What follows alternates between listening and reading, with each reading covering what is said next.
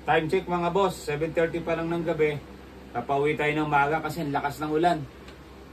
At napadaan tayo sa Panda Manila kasi bigla ako nag-grave sa tinapay. Maulan kasi, so parang ang sarap uminom ng mainit. Ito yung binili natin. Parang Panda Manila Malunggay Loaf, mayroon para sila doon. Ito yung paborito ko dyan. Strawberry, sarap to. Yan, coco jam.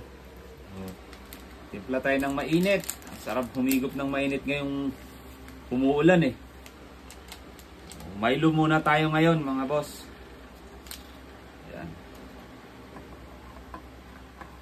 At gusto kong tikman tong malunggay loaf ng request ni Mrs. eh. Para kay Mrs. kasi itong malunggay eh. Siguro pampagatas.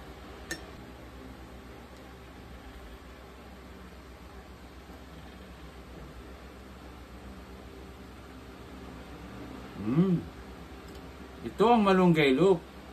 Wow! Malunggay loaf!